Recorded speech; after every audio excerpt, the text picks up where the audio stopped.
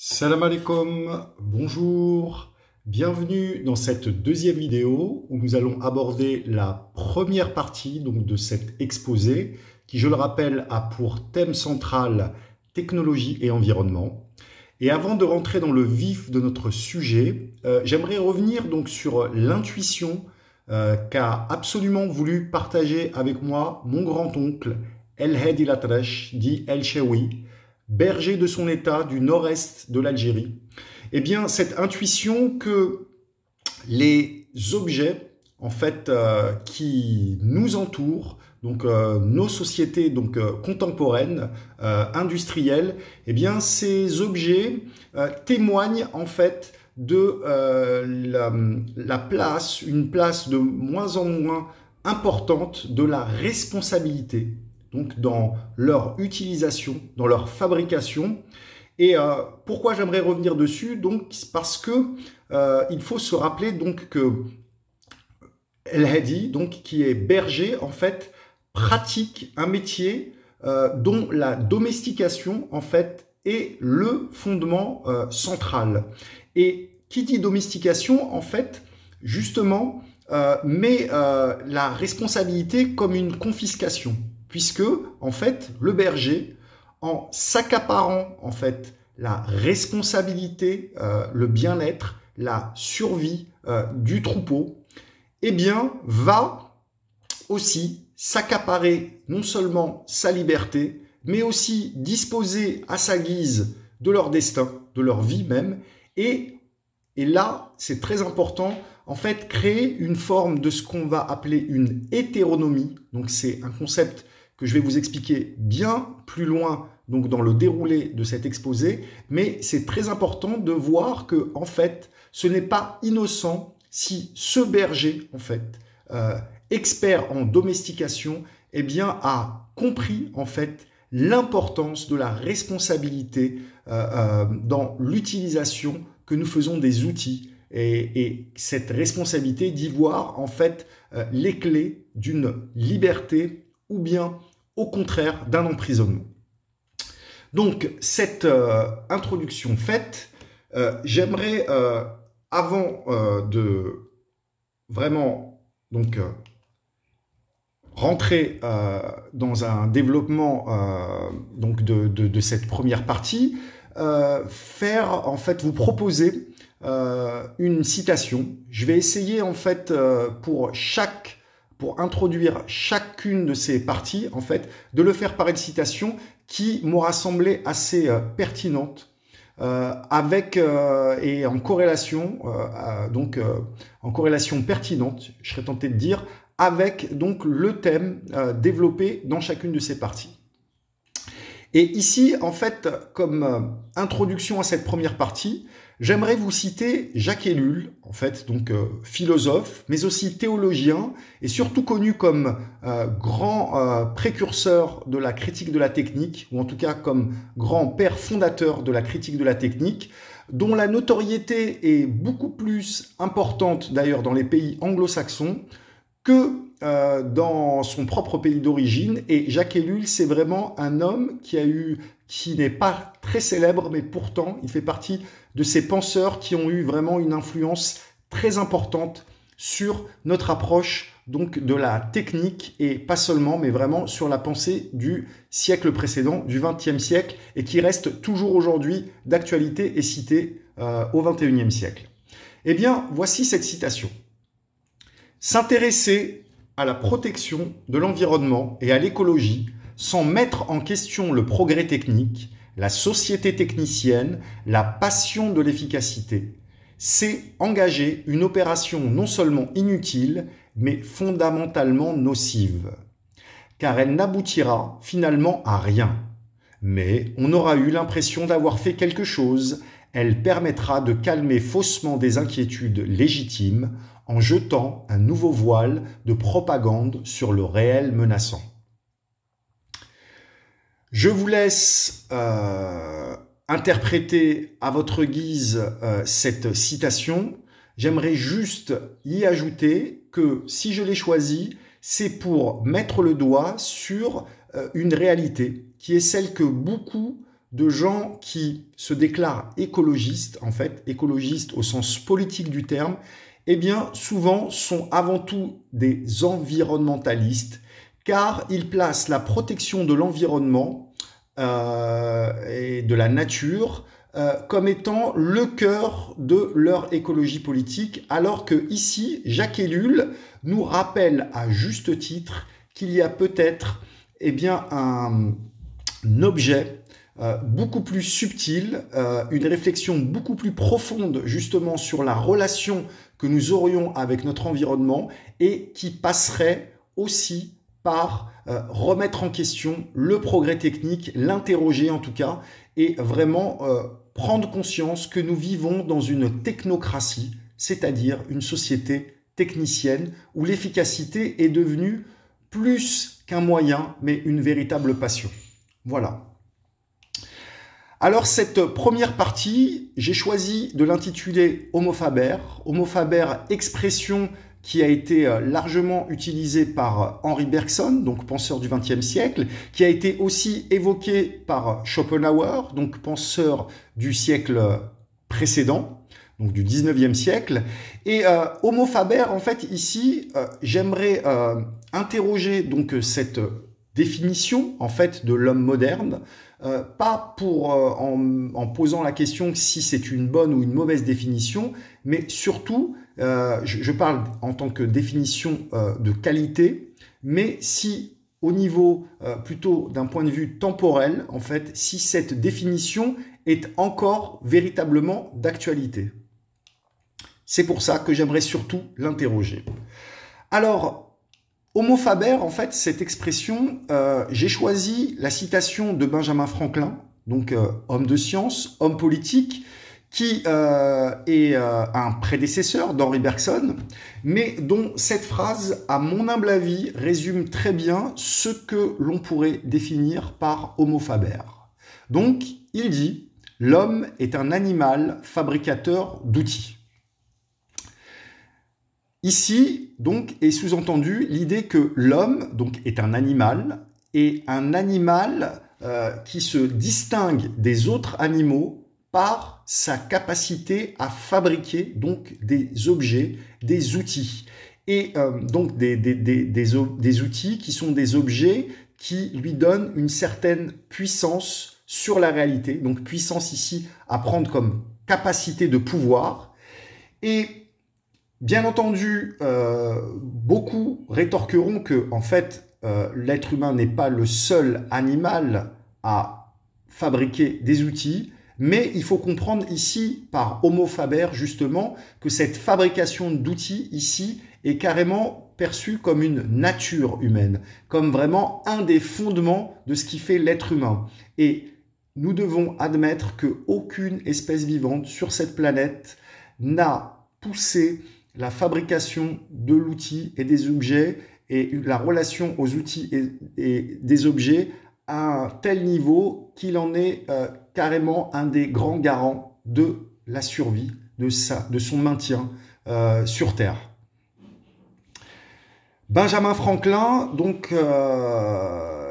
lui aussi, donc précurseur de cette idée de l'Homo Faber, et il ne faut pas l'oublier, en fait, donc un des pères fondateurs donc d'une culture, d'une conception en fait, qui est vraiment portée par cette expression Homo Faber, qui est celle du progrès. Et c'est pas innocent si ce Benjamin Franklin, en fait, est un de ceux qui a le mieux défini, à mon humble avis, c'est-à-dire le mieux, c'est-à-dire de la manière la plus simple et à la fois la plus profonde, ce que Homo Faber pourrait signifier. Si j'ai choisi cette photo, c'est bien parce que dans cette nature fabricatrice, eh bien, un de ces symboles, c'est bien évidemment notre main, la main de l'être humain, qui est donc cet organe qui va être médiateur entre un autre organe et la réalité, c'est-à-dire entre le cerveau, entre l'idée et l'acte, qui va transformer nos idées, nos pensées en action, en réalité. Eh bien, cette main, ce qui est intéressant de voir, donc cette main qui est le symbole de l'Homo Faber, eh bien, au fur et à mesure de ce progrès, aujourd'hui, quand on parle de digitalisation donc de notre économie, eh bien, on reste dans cette idée de main, mais cette puissance, donc cette puissance d'action de la main, elle est en train de plus en plus de se réduire à celle du doigt qui presse sur un bouton, puisque digital vient du mot doigt, et c'est exactement de cela dont il est question. Et dans cette, on va dire, dans cette image donc du doigt qui presse un bouton pour avoir une puissance sur les réalités, eh bien, il faut comprendre qu'il y a vraiment énormément de questions qui se posent, d'interrogations, d'inquiétudes même, et c'est notamment ces questions et ces inquiétudes que nous allons soulever tout au long donc du déroulé de cet exposé. On a coutume, quand on parle de révolution industrielle, de situer la première révolution industrielle comme étant celle qui s'est opérée d'une manière fulgurante, très puissante même, entre le 18e et le 19e siècle. Donc cette révolution industrielle qui va amener aussi l'avènement du capitalisme, cette révolution industrielle, elle n'est première révolution que si on place la notion d'industrie comme étant capacité de transformer l'énergie en travail. Quand on place l'industrie seulement au niveau donc de l'usine, au niveau de beaucoup de choses qui sont qui entrent dans le champ lexical de ce que nous appelons aujourd'hui industrie. Mais il ne faut pas oublier que ce mot, littéralement industrie, eh bien, il signifie d'abord toutes les activités humaines de fabrication. Et c'est pour cela que il y a peut-être une première révolution en fait industrielle importante, essentielle, qui, elle, nous montre aussi à quel point la relation entre l'être humain et les objets, les outils qu'il utilise, joue un rôle fondamental dans sa relation avec son environnement et même, je dirais, la nature de l'environnement qui l'entoure et l'influence. Et ce qui est très intéressant de voir avec donc la préhistoire et la manière donc qu'on a de nommer en fait les différentes époques de cette préhistoire, eh bien on choisit d'associer ces époques avec justement des outils ou des techniques. Et c'est ainsi que le paléolithique sera l'époque de la pierre taillée et le néolithique, donc la première révolution industrielle que j'aimerais vous évoquer, lui sera celui de la pierre polie. Et entre cette idée de pierre taillée et de pierre polie, en fait, quand on y réfléchit bien, il y a vraiment une nuance très importante que je vous laisse deviner pour l'instant et que j'espère à la fin de cet exposé vous apparaîtra évidente. Cette révolution industrielle qui va s'opérer après un réchauffement climatique et qui va s'opérer donc 10 000 ans avant notre ère, eh bien, est une révolution à la fois donc technique et aussi sociale, puisque la pointe de flèche va être inventée, la poterie, le tissage, mais aussi l'agriculture et l'élevage, et ainsi nos sociétés vont vraiment faire de la sédentarisation une institution, un mode de vie, parce que souvent, on dit que en fait, le néolithique est l'époque de l'invention de la sédentarisation aussi, alors que je pense qu'aujourd'hui, cette idée reçue a été suffisamment critiquée et qu'il a existé préalablement des sociétés qu'on pouvait assimiler à des formes de sociétés sédentaires ou à des sédentarisations peut-être pas qui seraient plutôt transhumantes, pas perpétuelle, mais en tout cas, au néolithique, cette grande révolution va amener aussi l'invention du stock, l'invention d'échanges qu'on pourra dire économiques, la division du travail et donc la création de ce qu'on pourrait considérer comme des classes sociales, le développement au fur et à mesure de l'écriture et donc des médias, mais aussi de la religion, parce que n'oubliez pas que le mot religion, en fait, vient d'un mot latin qui signifie relecture. Et en fait, ce qui est intéressant, c'est de voir que cette révolution industrielle, elle s'est opérée dans un temps beaucoup plus géologique, en fait, beaucoup plus long que la révolution industrielle que nous avons l'habitude d'appeler ainsi. Et aussi, fait intéressant, c'est que il me semble que parce qu'elle s'est faite, donc elle s'est étalée dans le temps, elle s'est aussi développée à plusieurs endroits vraiment de la planète, d'une manière beaucoup plus, on va dire, beaucoup moins concentrée que ce qui a été le cas pour cette révolution industrielle qui a fait son apparition, qui a émergé, dont l'avènement s'est fait vraiment en Europe, notamment en Angleterre, aux États-Unis et dans d'autres pays, et qui a eu aussi une révolution politique et philosophique qui l'a précédée, notamment le libéralisme et l'esprit des Lumières. Et donc, ce qui est intéressant de voir, en fait, c'est que peut-être, je dis bien peut-être, ce qui a vraiment changé, c'est la vitesse, en fait, l'accélération, en fait, des transformations qui ont été opérées. Et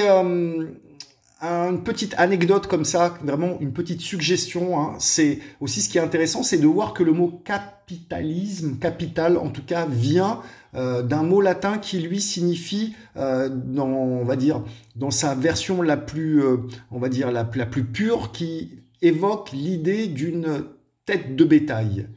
Et c'est assez intéressant de voir que, justement, chez les éleveurs, par exemple, chez nous en Algérie, nos éleveurs, eh bien, appellent leur capital et leur bétail par le même mot, qui est elmel. Et peut-être, je dis bien peut-être, que en fait, ce que l'on a appelé capitalisme a été, justement par cette révolution industrielle, une extrapolation de quelque chose qui avait déjà en fait pris germe avec cette première révolution du néolithique. Loin de moi l'idée de suggérer que le capitalisme, pour le coup, serait quelque chose ancré dans la nature humaine et qu'il aurait existé depuis la nuit des temps, mais juste de parler vraiment en tout cas, de similitudes qu'on va trouver, donc division du travail, stock et voilà, gestion des stocks, classe sociale, et de voir que le capitalisme, qui est bien entendu un processus beaucoup plus complexe que ce que je vous ai dit, eh bien, a peut-être une exacerbation de quelque chose, en fait, qui, à un moment, est devenu, justement, en étant, on dit, tout est remède, tout est poison, c'est la dose qui fait le poison, et bien qui serait devenu quelque part un poison, ou en tout cas qui se serait développé dans des proportions qui rendent la chose de moins en moins humaine. Alors, on va continuer cette chronologie. Vous allez m'excuser dès le début, me pardonner le fait qu'on n'a pas le temps de développer les choses dans le détail et qu'on va vraiment opérer des bonds assez importants à chaque fois, des coupes franches dans cette histoire pour essayer d'en déterminer quelques points focaux, quelques moments décisifs. Et ce moment intéressant, donc, c'est celui de la techné. En fait, Grèce antique, et où en fait cette techné, donc le mot technique en fait a pour étymologie, ce mot étymologie donc la techné, et cette techné qui est l'art et la manière de produire, de fabriquer, de construire et de créer avec efficacité et méthode, et qui est surtout à l'époque un état d'esprit, parce que en fait cette techné, c'est la même, celle de l'artiste, celle de l'ingénieur, si on peut parler d'ingénieur dans l'Antiquité, en tout cas comme nous on l'entend de la manière moderne, mais en tout cas de l'ingénieur, de l'artisan. Tous, en fait, dès lors qu'il y avait donc cette quête d'efficacité et de méthode, eh bien, il s'agissait d'une techné qui était beaucoup plus à l'époque fondée sur l'imitation de ce que nous appelons la nature, mais terme que les antiques ont mis beaucoup de temps à adhérer à ce terme de nature, et il y a beaucoup plus été question d'abord de physis, donc de force de jaillissement de la vie, physis qui serait complémentaire d'un nomos et d'un logos, donc d'un ordre et d'un discours. Si je vous laisse vraiment faire des recherches sur cette relation entre la physis le nomos et le logos, parce qu'elle est vraiment très très importante pour comprendre en fait la relation qu'avaient les antiques avec ce que nous appelons la nature. Et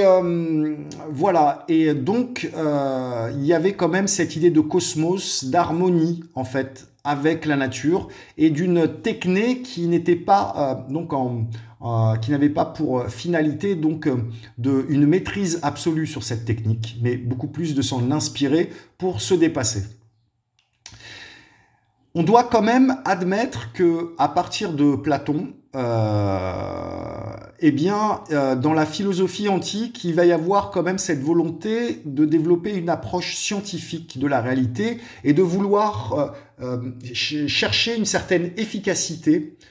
souvent mathématique, pour régler certains problèmes d'organisation politique. Et beaucoup pensent que, en fait, le platonicisme, en fait, est un des éléments fondateurs, une des germes, en fait, de l'esprit occidental moderne, donc d'un certain modernisme, qui va, dès plusieurs millénaires après, vraiment être exacerbé à un point aujourd'hui qui nous paraît, en tout cas, nous préoccupant. Mais en tout cas, il est intéressant de soulever, voilà, cette petite... comment dirais-je, de soulever déjà cette ce commencement en fait d'une approche vraiment scientifique et technique de la réalité qui va commencer à s'installer dans la philosophie. Alors, très important à dire et à développer, c'est que donc cette technique, comme je l'ai dit précisément, elle ne s'est pas seulement développée dans le monde occidental et notamment au Moyen-Âge. Elle a énormément été développée en Orient notamment, mais un peu partout dans le monde. Et si souvent, quand on parle de critique de la technique, on la replace dans un contexte largement occidental, eh bien c'est tout simplement parce que l'écologie en tant que science et en tant qu'idéologie politique, l'écologie politique, elle aussi, est, qu'on le veuille ou non, une conception très ancrée dans l'esprit occidental, même si, rappelons que cette chaîne s'appelle Darologia TV et que donc elle a aussi pour objectif d'être le média d'une écologie qui sera beaucoup plus nord-africaine, voilà, à la fois universelle, mais aussi ancrée dans les particularités de notre région. Un moment aussi important, c'est celui de la Renaissance. Alors, ce qui est intéressant, c'est de voir, par exemple, que Léonard de Vinci, qui est quand même une des grandes icônes de cette période, eh bien, reste quand même à la fois artiste et ingénieur notamment militaire, hein, c'était une de ses grandes ambitions. Et à l'époque, à travers la quête artistique et la quête technique, et notamment dans l'art de la guerre, eh bien, se développent vraiment des techniques de plus en plus complexes et une approche qui commence vraiment, où la technique commence progressivement, mais sûrement, à quelque part s'éloigner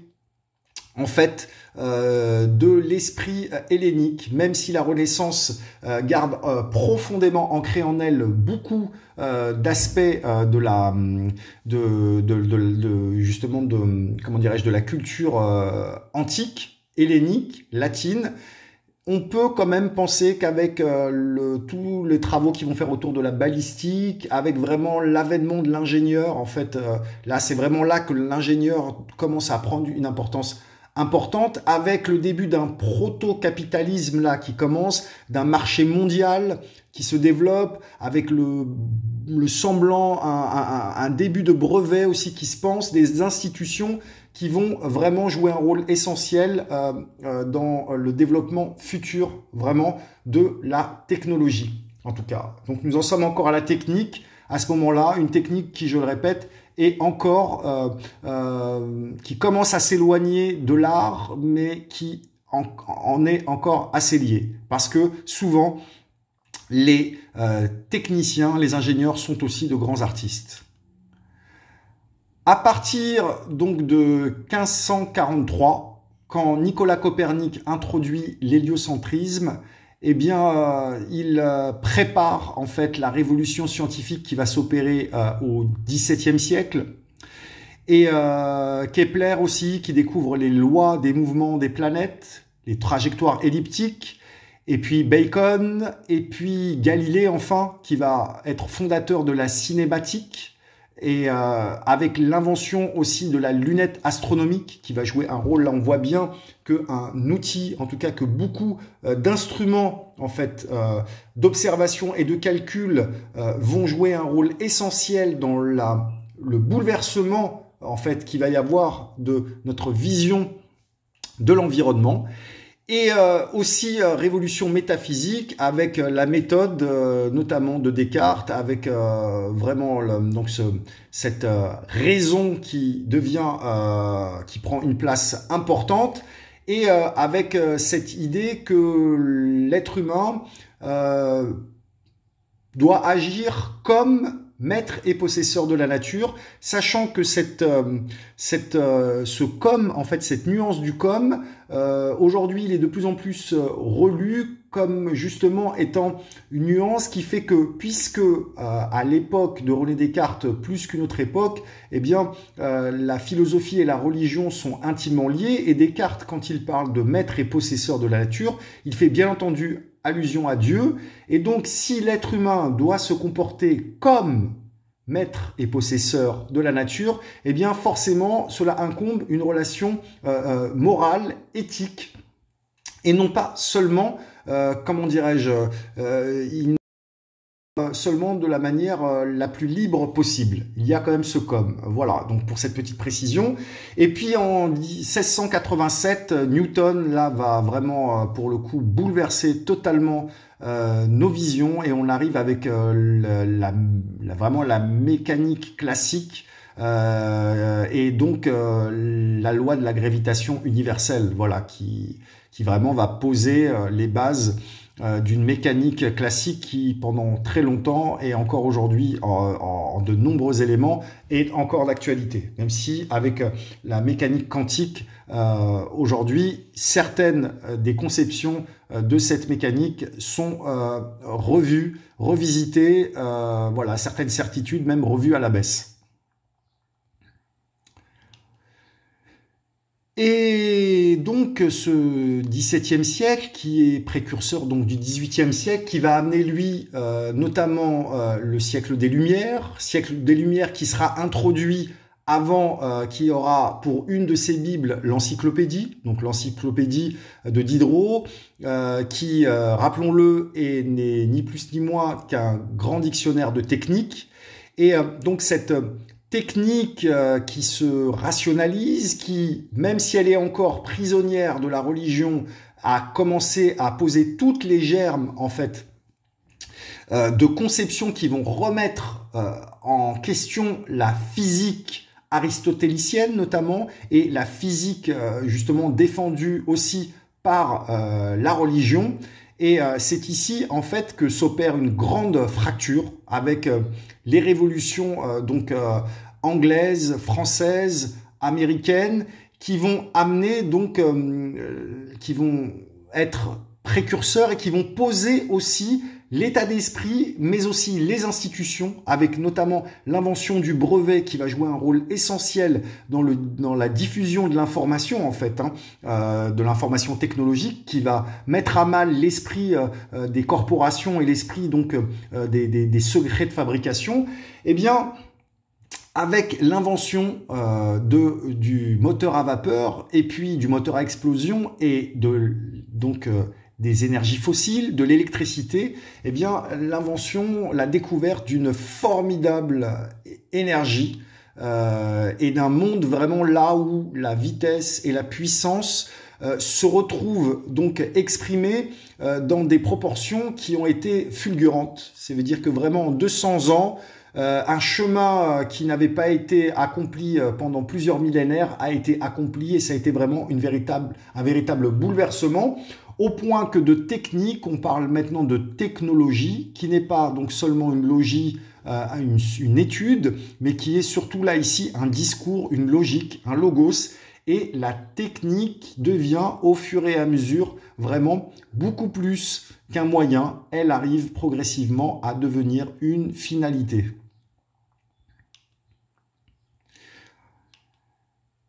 Il y a aussi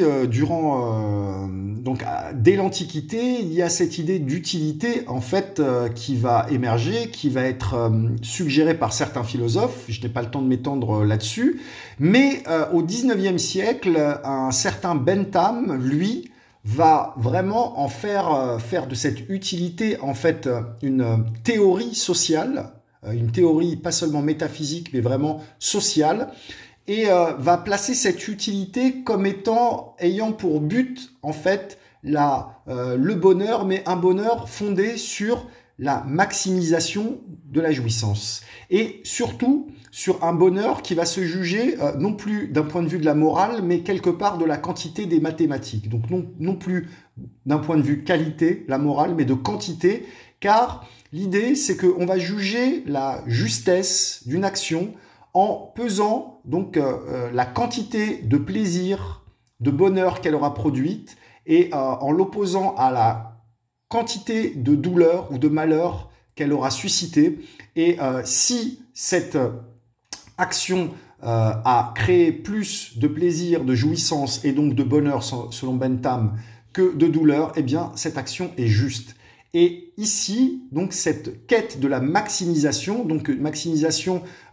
qui est à la fois d'un bonheur ou d'un plaisir, à la fois individuel mais aussi collectif quand même, eh bien cette quête de la maximisation, cette mathématisation en fait de la morale, elle est importante parce qu'elle va placer l'efficacité donc là à un statut à mon avis supérieur qui va être quasiment presque une religion puisque jusque-là la religion était la garante de la morale, c'est elle qui fixait les limites de la morale et là avec Bentham c'est les mathématiques, c'est la raison, c'est la technique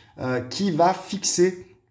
donc la valeur de la justice et de la morale. Et ça, c'est vraiment essentiel. Et ce culte de l'utilité et de l'efficacité, il va forcément mener à un fétichisme de l'outil, fétichisme qui a été longtemps combattu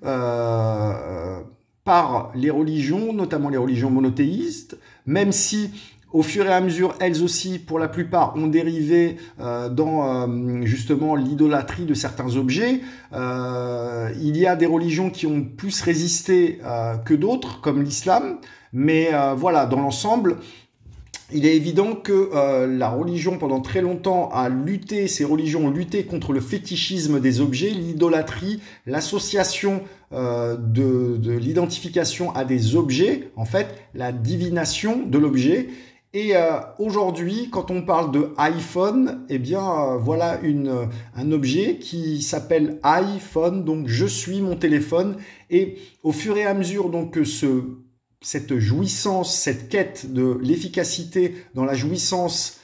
et le plaisir, eh bien elle rend à nouveau l'outil, donc qui est le moyen d'y accéder, comme un objet précieux en fait, digne de passion, d'adoration et donc d'un certain fétichisme. Ce fétichisme de l'outil, lui-même, il va donc opérer une relation avec la nature encore plus fonctionnelle que celle qu'avait suggéré Descartes. Et en fait, de nature, on passe à ressources naturelles. Parce que la nature, elle a plus que comme fonction essentielle de participer à cette quête, notamment pour fabriquer des outils, mais en étant elle-même un outil, en fait, un instrument, et donc participer à cette quête de l'utilité et de l'efficacité, et donc une nature totalement asservie à l'utilité et l'efficacité de l'homme, de l'être humain. L'idée d'environnement prend de plus en plus de place sur celle du milieu et de l'habitat, puisque l'environnement, rappelons-le, est une notion fondamentalement liée à l'être humain. On ne parle jamais de l'environnement d'un animal, en tout cas à juste titre. Quand on parle des animaux, on parle d'habitat ou plutôt de milieu. Et donc, cette hyper exploitation de la nature, eh bien, elle nous mène forcément à aussi, quand on parle de ressources humaines, eh bien placer notre humanité aussi peut-être comme étant elle aussi au service de ce culte de l'utilité et de l'efficacité. Et c'est là où on commence à deviner un petit peu cette idée de hétéronomie, donc comment dirais-je, d'un but qui nous est extérieur. Et avec cette idée donc de l'être humain qui devient ressource humaine, notamment dans le milieu du travail et dans la sphère économique, eh bien, cette expression ressources naturelles, ressources humaines, ces deux expressions, eh bien, elles sont assez préoccupantes et surtout, elles reflètent un état d'esprit qui, je le répète, nous place vraiment, qui place de plus en plus donc l'efficacité non plus comme un moyen, mais comme une fin. C'est ainsi que l'on peut dire que l'être humain, ainsi modernisé, donc transformé par le modernisme et pas par la modernité, parce que je pense qu'il est possible de définir une autre manière d'être moderne. Moderne, donc, c'est de vivre au présent et de penser l'avenir, d'être ancré dans le présent. Eh bien, cet être humain modernisé, voilà qu'il fabrique de moins en moins, au final, les objets de son quotidien, parce que il est clair que pendant très longtemps, les êtres humains, dans les sociétés le plus souvent traditionnelles, où il y avait un certain artisanat qui était encore maintenu, beaucoup de gens fabriquaient eux-mêmes, étaient capables, disposaient d'une certaine autonomie, justement, autonomie qui est le contraire de l'hétéronomie, une certaine autonomie par cette capacité à fabriquer d'objets. Et on voit bien d'ailleurs qu'aujourd'hui, dans les courants écologistes, survivalistes, anarchistes, eh bien, libertaires, on retrouve cette idée, cette volonté de revenir à cette responsabilité de fabriquer ces outils, parce que, et cette conscience qu'il y a un retour à la liberté, en fait, à une certaine liberté par cette acquisition de cette responsabilité de, en fait, subvenir à ses besoins par sa capacité à redevenir un homo faber, en fait. Parce que, aujourd'hui, et c'est ça la question que j'ai posée dès le début, en m'interrogeant sur la pertinence du mot homo faber aujourd'hui, eh bien, il y a cette idée que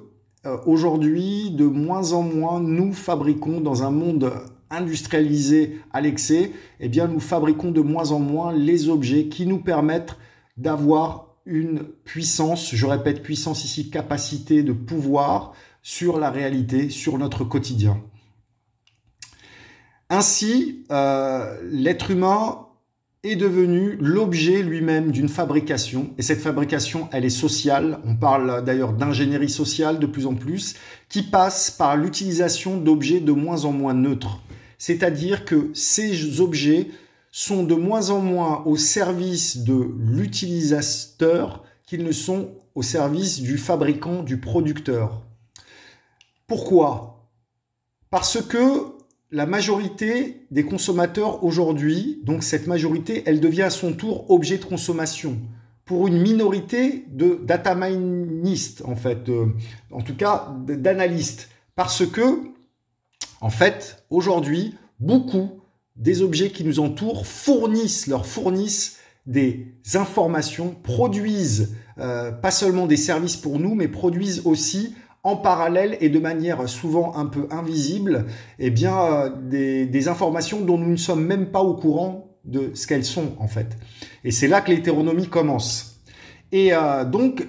aujourd'hui, nous sommes à une ère, donc l'ère de la révolution numérique, où la ressource, en fait, extraite et consommée, et l'information, ce n'est plus seulement une ressource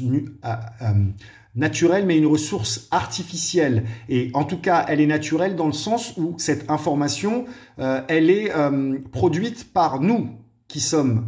consommateurs, mais aussi producteurs d'informations. Et ces informations, elles sont au service de l'emprise d'une aristocratie technologique. Aristocratie, il faut comprendre donc que ça veut dire la gouvernance par les meilleurs. Et de plus en plus, on voit que l'économie est en train d'être prise d'assaut par un happy few de gens dont la vertu, donc ce qui les rend meilleurs, c'est leur maîtrise de la technologie. Et on se rend compte qu'à un moment, en fait, Prométhée, quand il avait volé le feu aux dieux pour le donner aux êtres humains, en leur donnant justement une certaine liberté, eh bien ce feu est en train, lui, à nouveau, d'être volé par ses apprentis Prométhée, en tout cas ceux qui se réclament de Prométhée, et une nouvelle Olympe est en train d'être créée, un nouveau lieu où ce feu est jalousement gardé par une aristocratie, par une oligarchie, on pourrait dire, en tout cas par une minorité, et elle est de moins en moins, en fait, dans la sphère laïque, c'est-à-dire au sens littéral, celle du peuple. C'est ainsi qu'on peut se poser la question si de l'homo faber, nous ne sommes pas passés à l'homo objectum, donc l'homme-objet, objet qui veut dire pas seulement objet au sens où on l'entend, mais objet comme but, objectif. Et est-ce que l'homme, en devenant objet, en fait, d'une hétéronomie, d'une volonté qui lui dépasse, eh bien, est-il encore vraiment l'homme? Et est-ce que donc, dans cette expression l'homme-objet, eh bien, on peut y déceler, en fait, on peut y nommer la maladie. Est-ce qu'on ne peut pas aussi y déceler le remède en replaçant notre humanité comme l'objet, en fait, du développement humain?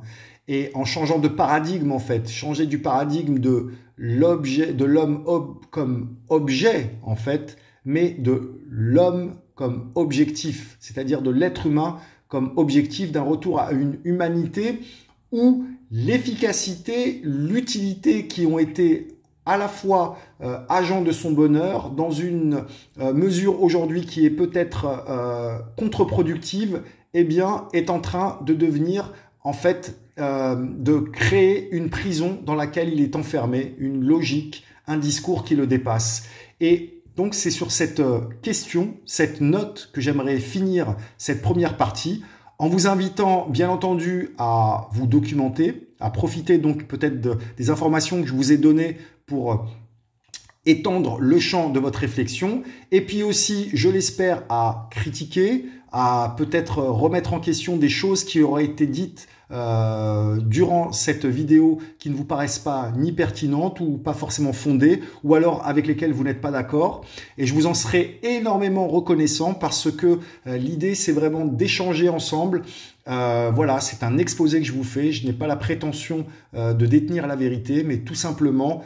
d'essayer de la chercher en votre compagnie. Je vous souhaite une très bonne fin de journée et je vous dis à très bientôt, Inch'Allah.